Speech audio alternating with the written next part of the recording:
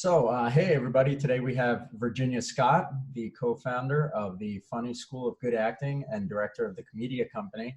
I'm super excited to talk to her because she specializes in teaching actors clown acting and, in her own words, all that wiggling it around. Today we're going to talk about why having an understanding of this kind of acting is so important to a successful acting career. So thanks so much for joining us. I really appreciate it. You're welcome. So give us a little bit of background on yourself, how you got into the acting field initially, and then sort of, how you kind of wound up finding this career path for yourself and helping actors with this.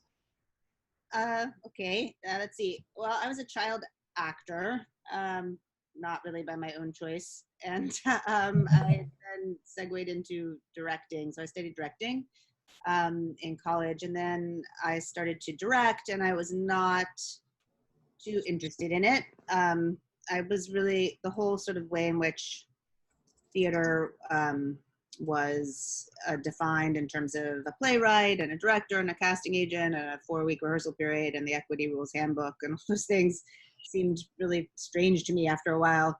And that's when I saw Christopher Bay's one-man show. So he did it. I was living in Minnesota and Minneapolis, directing and assistant directing there. And it was just something like I'd never seen before. And script, and it didn't seem possible that there was a script.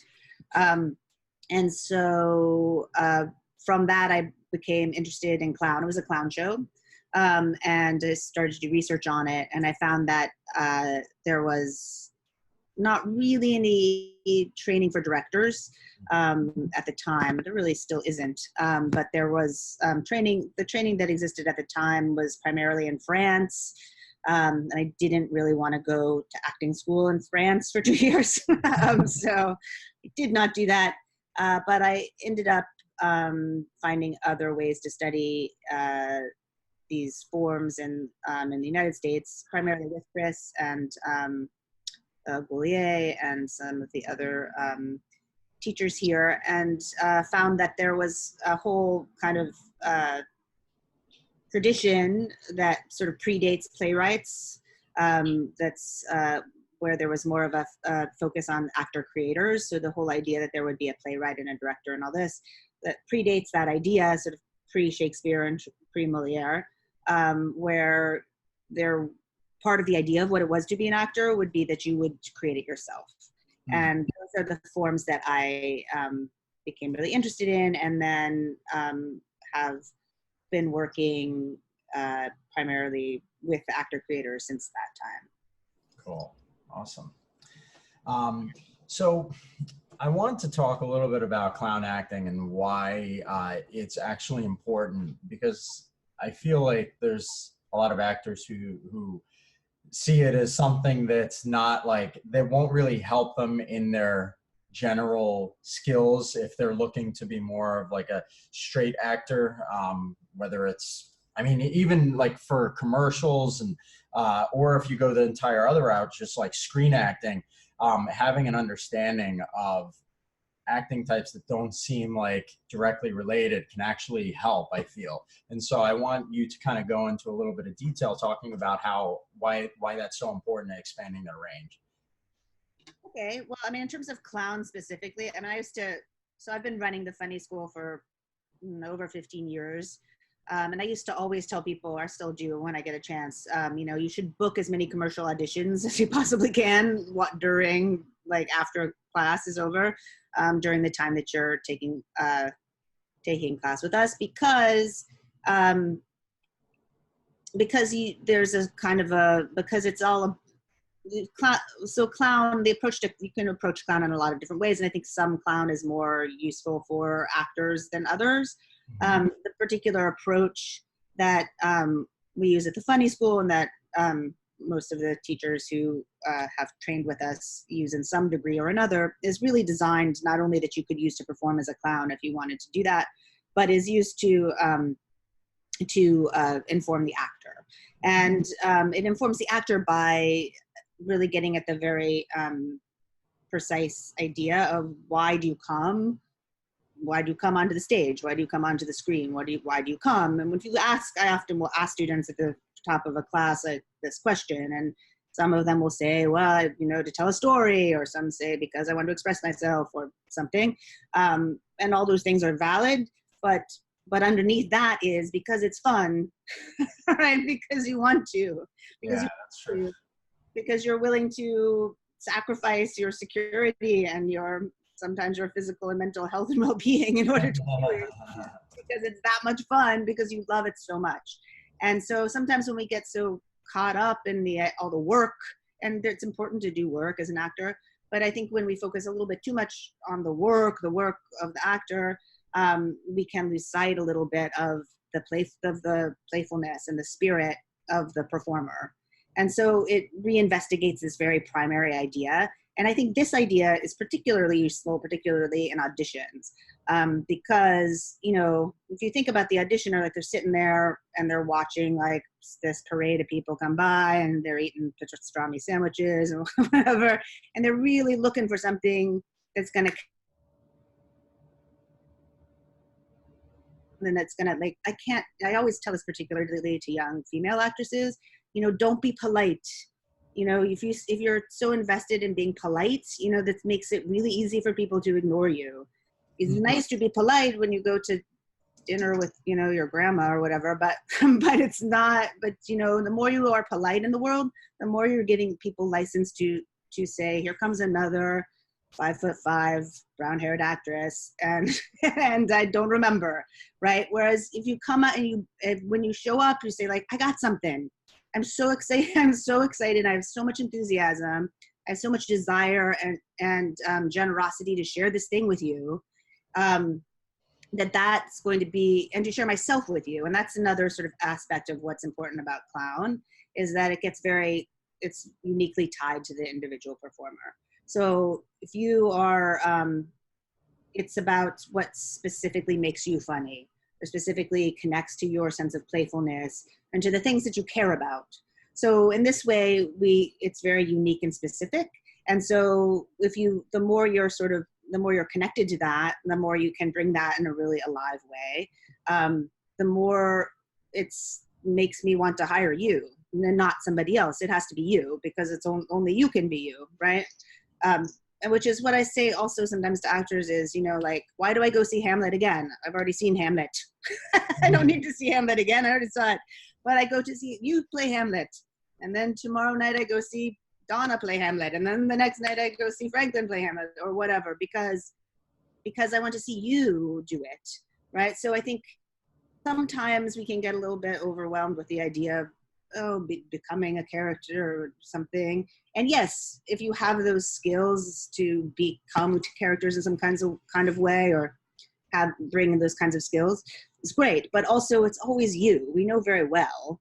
Everybody knows very well that there's two things going on. We're watching you, and we're watching the thing that you're doing. Yeah. So the most primary aspect of that is your pleasure, your playfulness, your generosity, your honesty, your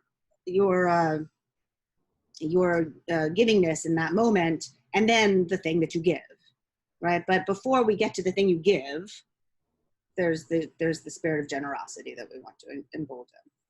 And then I guess the other thing that I think is important about clown is that it's about really going to the wisdom in your body, going to the wisdom that you have in your body and your voice, bringing these two things together, you know, letting your body and your voice play together with integrity.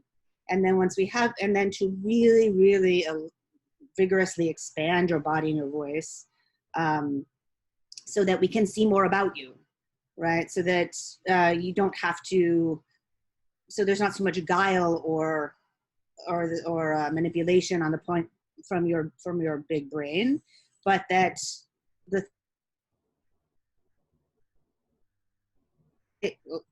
what I always say to actors is, you know, you can pursue your life on the stage or on screen with whatever kind of acting technique that you want to employ, Meisner or Stanislavski or whatever you're doing. Great, do that.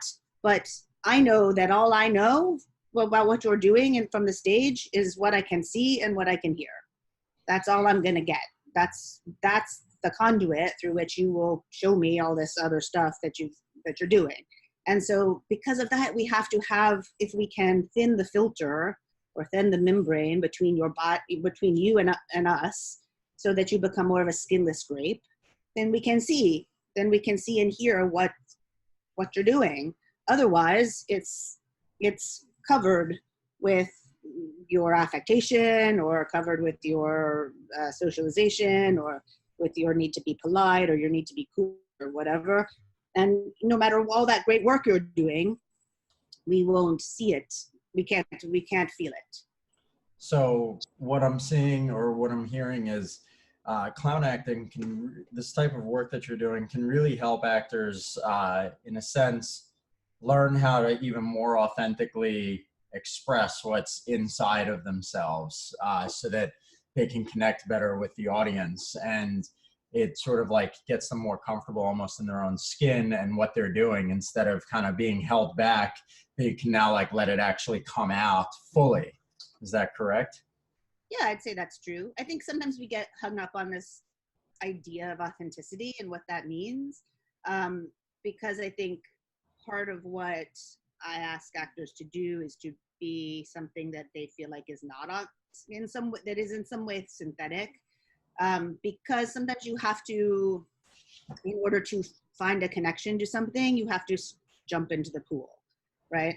So we try to go as far as we possibly can to find the absolute extremes of something, so that then you can pull back. Mm-hmm. You can pull back into subtlety. You can pull back into complete stillness, and still keep the residue of that extremity, right? But sometimes to push yourself so far into something very expressive, you have to kind of go after it in a way that you can't pursue psychologically. So I think sometimes people make a connection between the idea that authenticity means psychologically authentic. But for me, I have seen many times a physical authenticity that maybe isn't connected to any thought, or isn't connected to any psychological idea or state or whatever. It doesn't require for you to think about something, but to start to make the body and the gesture and the sound of despair, and suddenly you find yourself in despair, right? Maybe you don't think about anything about it. And maybe at first it's not authentic and it sounds, but you have to keep going and try to find it, right? Rather sort of get over that hump of the synthetic, so that you can discover that, rather than to say, oh, I better not do anything unless it's super honest, right? Because then it's a good way to. It's so interesting. I mean, it reminds me of, I don't remember what the study was exactly, but there is some sort of study that they did. The video's frozen. Okay, yeah. There's some sort of study that they did where they had like people who were chronically depressed or something hold like, pens in their teeth and force a smile for like 15 minutes a day. And after a couple of weeks, the people weren't depressed anymore. They started getting happy just kind of by engaging those muscles and creating that expression. And we do something, I do a lot of headshots with actors, and you mentioned going to extremes so that they can pull back. Occasionally, I think that that's really interesting that you say that, because occasionally people will sort of be uncomfortable. Like we might want to go for a very subtle, like slightly sneaky expression or something, and somebody might have trouble going there. So instead we kind of like, all right, let's just have fun for a second. I want you to pull a complete creepy Joker from Batman type of smile, like this dark, like chin down. And they do something that's really, really like out of the ordinary and almost like very uncomfortable for them, just to kind of be like, here, now you felt what that is. Now we're going to sort of pull back, and it's a lot more natural. And I think that it can kind of expand the person's comfort zone in a sense. So it expands what they're capable of doing. And I think that that's a huge like benefit. And I appreciate you explaining that about like the clown acting world. You're suddenly like way more comfortable with yourself and doing all kinds of things, and you can pull it back however much you need. But if you never sort of go there in the first place, it's going to be a lot harder to kind of get to where you need to be. Yeah. Really cool. Awesome.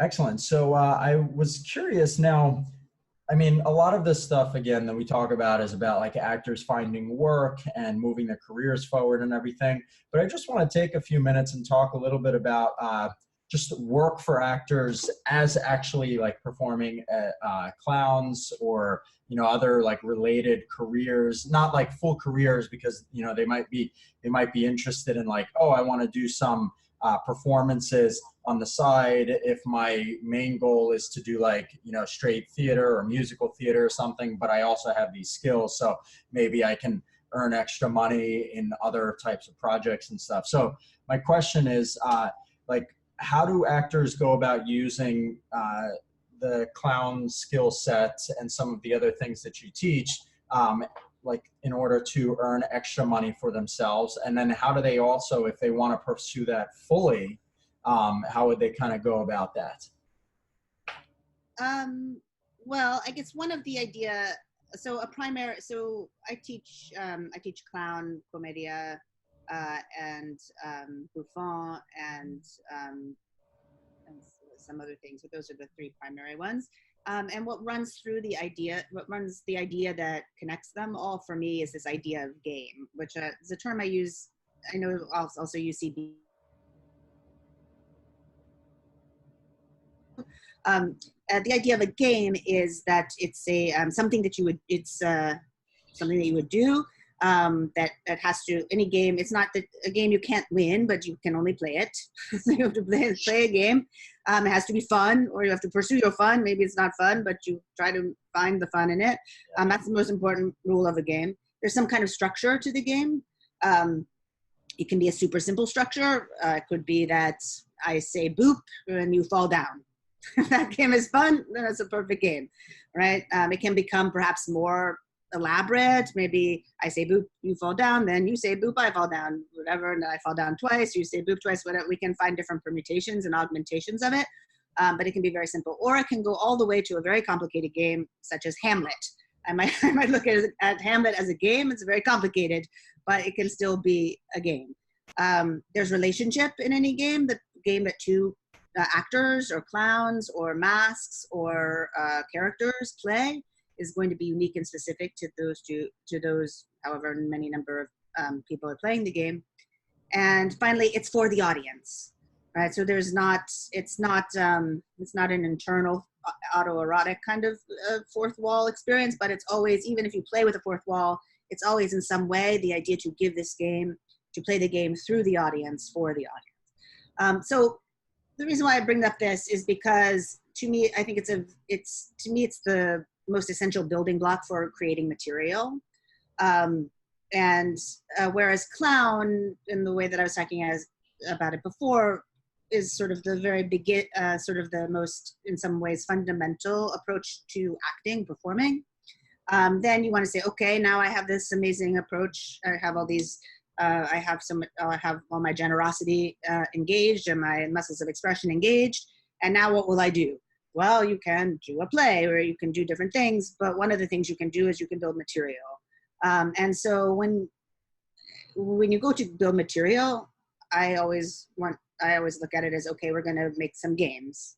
And this is the best way to, if you wanted to, we've had students who go on tour. There's a lot of circuit, either in some sort of circus, in Cirque du Soleil or Big Apple Circus, or some of the many proper circuses. There's also a series of sort of sexy cabaret and Spiegel tent shows and those kinds of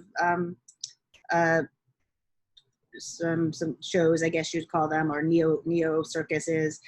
There's also these kinds of variety shows in New York. Also in China, there's all around the world, there are these kinds of shows, and what you want to do is bring an act. So you bring an act, or you audition with an act, and then you may find that depending on whatever happens, you might learn another act, or you might bring in this idea of game. Then it's a very good way to bring an act. So that's something that you could do sort of as a clown.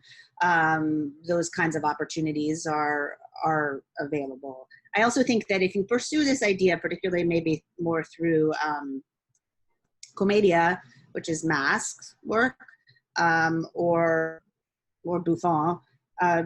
These kinds of this kind of training is very good for writing. It's very good for writing comedy, for writing, sketch or any kind of comedy. It's very good for character sketch performance, or any kind of, and it's really very good for stand-up as well. So a different kind of stand-up, something that's more in the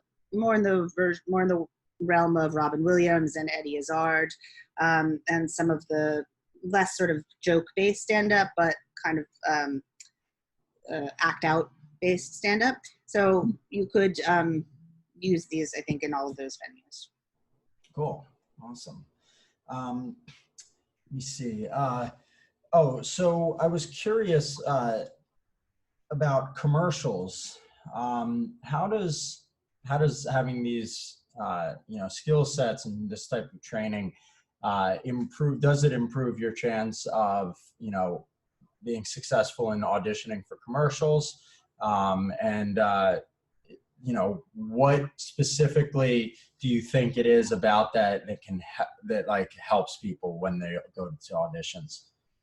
Well, I think a lot of commercials are funny, and they want them to be funny, and they want sort of a quirky, there's a lot of commercials that have kind of a quirky quality, or they want a kind of something very funny and quirky that gets communicated very quickly. So they're looking for something that's going to really grab your attention quickly. And so when you come through the door, I always think of this Molly Shannon quote, which lately, as I've said this to students, they're like, "Who's Molly Shannon?" Which is incredibly depressing to me. But anyway, Molly Shannon said when she was starting out as an actress, her father said, "Well, you just got to go in there and go into your auditions and say, hold the phone, I've got talent," which I think is a great attitude to go into any audition with. Like, just go in there and be like, "I got something for you." And people, it can be terrifying to do that. But if you say, "Hey, I've got nothing to lose here, except all I've got is me. This is what I got, and I'm going to show it. I'm going to give it away to you as vigorously as I can, quickly as I can, right from the get." People don't always see that, and you're going to stand out. And who knows? They may be you're not tall enough or whatever. But if you provide something very memorable and with lots of expression and a little bit quirky, a little bit funny, then I think that helps people book auditions. I book auditions. Awesome. So I want to talk a tiny bit about goals. So just out of curiosity, if you're open to sharing, what would you say are thinking of some of the students that you've had over time? What would you say would be one or two of some of your students' big goals in their acting careers, if you're open to sharing? And because now we're going to kind of transition into moving their careers forward and everything. And so what have they taken specific steps to move towards their goals, and has this training been helpful in them moving forwards? Well, I know that's a big question, so if you need a second to think about. I teach all around different places, so I think it really depends. There's a lot of different, I think, all the goals that there would be to have. Yeah. Some people really want to pursue physical theater, and they want to make their own companies or make their own work, and produce and tour their own work around the world. I think some people want more traditional acting careers, and either on film or on stage. I think that some people find their way into more circus related or variety arts related fields, and sometimes you can find that crossover, right, between once you have really established yourself in that arena, segue into film or other kinds of work. So I guess it's pretty much everything people are interested in. Well, I'm curious now to hear, a lot of actors, they they have challenges when it comes to auditioning. You know, that's something that I hear frequently is like, oh, I don't get that many callbacks, or, you know, and so my question would be, from your own perspective, having seen lots of things from a different perspective than, again, most actors who don't go through this, do you have 2 or 3 top tips that you can give to actors who struggle to get called back after auditioning? Oh, I don't know. You know, I was just sitting with the head of a fancy pants acting program the other day, and I said, I said to him, look, people ask me to coach them on their grad school auditions, and I always decline because I have no idea. Like, I don't know. I have no idea. I think it's such an awkward, weird thing. Like, I really don't know what it is that they're supposed to do, and I feel like so much of it's just. So yeah, and I also, but he was like, no, I really know what I'm looking for, and I can really see it, and I can see the whole future in those few minutes, the whole 4-year future. I was like, all right, sure. If you say so. So I don't know the answer really to that sort of thing. I guess my thing that I've noticed with people who are successful is in auditioning is try to, the audition, well, this is one thing that I'll say, like in class, you'd be amazed. I can go into, and when people enter, they enter and then they start acting. It happens all the time, right? And I say, like, you cannot, you'll never be able to time it. Your nose is going to get there before the rest of your face. Like, if you try to time to start acting the second that you're seen up on the stage, you'll never be able to time it right. You'll always be behind. You have to start acting before you enter the stage, and you have to continue acting all the way off the stage. It breaks our heart when you're acting and then you just sort of give up and let it drop through the floor, right? If you really want to create, an actor can become an amazing magician if they create for us a backstage that we're sure is true, because we saw them just come from there and we saw them go there. So we know that it's the Peloponnesian War or whatever it is that's happening out there. So start acting before you begin, right? Start acting before the camera turns on. Start acting before you start your first line or whatever it is. You bring your voice, bring your body, and continue it past the moment that you think is the last moment. Mm-hmm. That's why I'm doing this interview. I wasn't trying to talk. Okay. All right. And then the other thing I would say is, if you feel like, well, another thing I would say is, particularly for circus, but I think it's probably true for everything, is, think about what you're going to wear. It sounds trite, but think about what you're going to wear. And if you are a super skinny guy or super skinny woman, and you're going for a comic role, wear really tight pink pants or whatever. So it really, it shows off, I think as humans in the world, we all want to look as close as we can to whatever our sort of ideal of beauty is.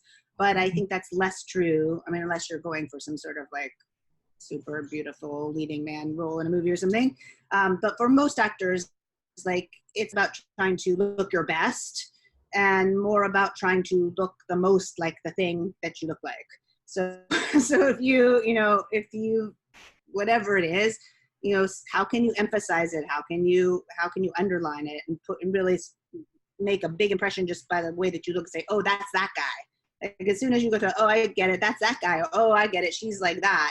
So that it makes an immediate impression that then you're using your assets. And by that, I don't mean your best side or your most beautiful eyes or whatever, but whatever it is that's most distinguishable about you. Yeah, I think that's super important. And a lot of, it's so interesting. I mean, just from my own perspective, I started freelancing as a photographer, and one of the things I remember reading this book called Book Yourself Solid, which is an absolute must read for anybody who either runs a business or acts, I think, because it kind of gives you a really great perspective on how to be authentically and genuinely yourself.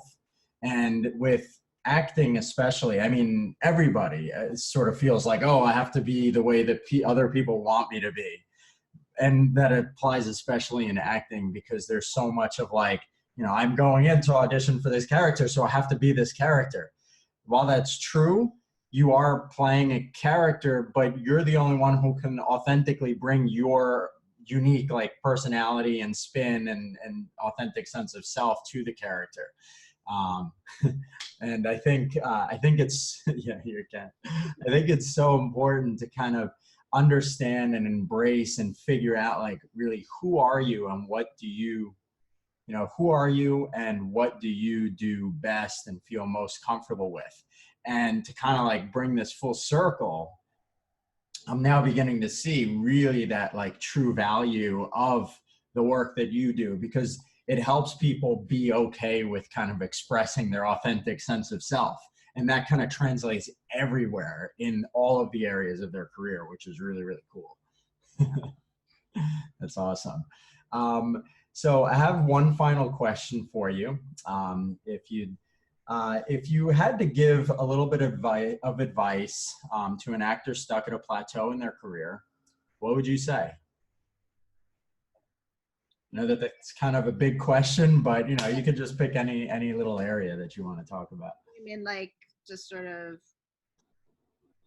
that they want that they're working and but they're not working in the gigs. Yeah, I mean, most actors who feel like they're stuck at a plateau, they're going out, they're getting auditions and stuff, but it feels like they've tried all different things, whether it's like, oh, I'm doing social media some stuff, or I'm getting new training, or whatever it is. Like I have an agent maybe, but like they feel like they're still consistently kind of like auditioning for the same types of projects, and they're not like getting anything significantly more than they had been like the year before, let's say.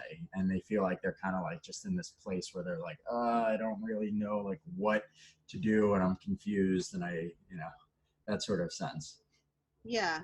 Well, I mean, I think one thing in terms of like your career, I just feel like everybody should give themselves a big break because, I don't know, it's so much alchemy and it's so much about what you look like or, whatever.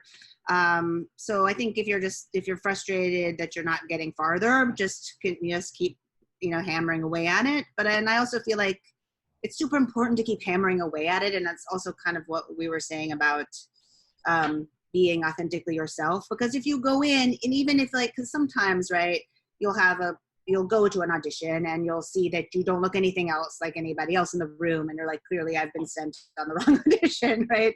Or you're like, I have no chance of getting this thing. But if you go in there, there could be another part. And I've had that, we all have had that happen a million times where like, oh, well, this isn't, but you're so exciting and you're so enthralling and we want you. So, we could put you over here. Or, stuff gets changed around. Like you just want to get in front of as many eyeballs as you possibly can, being yourself the most you possibly can. And even when you're doing something that is not going to necessarily be the thing you're going to do, if you are seen and you're putting yourself out there, I mean, that's the best. If you feel like you're at a plateau, you got to ask yourself, like, what can I do for myself artistically today that would make it worth it for me? And whether that's to write or to perform, to start doing comedy in some way, or to start doing, videos or something, I think it's important to, obviously the business takes an incredible amount of time and an incredible amount of emotional life that you have to pour into it. But I think it's also important to know that at the same time that you're doing that you're feeding yourself with something that you care about artistically. So I was living in LA for 3 years. I was in LA, and I met some really amazing people, and I ended up having a good time artistically there in some way. But it was so industry driven. And then I would come back to New York and I would teach I kept all my summer jobs in New York. So I'd come teach the summer in New York and go back to LA.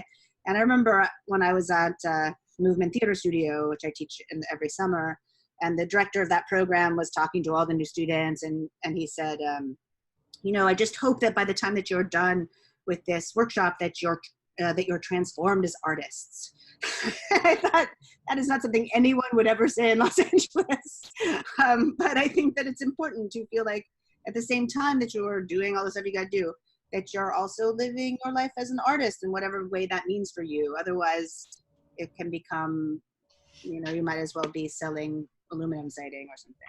Yeah, no, you have to, I like that. I mean, if you're not enjoying it, regardless, like, it's so funny because what you're basically saying is, you know, if you're at a plateau in your career or you feel like that, it's likely because you're not getting like full enjoyment, and it has to be, you know, because if you're feeling like, oh, I'm stuck, I'm doing the same thing over and over again, you shouldn't be feeling about acting like I'm doing the same thing over and over again.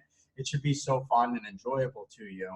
And if it's not, then it's time to either look at, like, you know, is this the right career for me, or is it just that I feel like I'm not challenging myself enough at this point, and, you know, I need to learn new things or go to that next level. Sometimes, like, you know, if you're not learning new things, or you're just consistently applying for the same types of projects, or not like networking with people who are new and could be challenging, you're sort of staying inside of your comfort zone. And when you're staying in there, you're going to stay at a plateau, like, no matter what. So yeah, you need to fully enjoy it.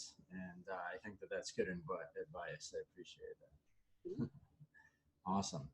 Well, this was really, really great. I had a lot of fun talking to you. I think that this is a very unique interview that I've done because it's on, you know, a different type of topic. We've done a lot talking about like agents and networking and all of that stuff. But here it's really about like how to be authentically you, essentially, by not being afraid to express yourself to the, like, you know, outer limits. And that's awesome. So I'm very excited about this interview. Thank you so much for your time, and this was great. Okay, great. Thanks.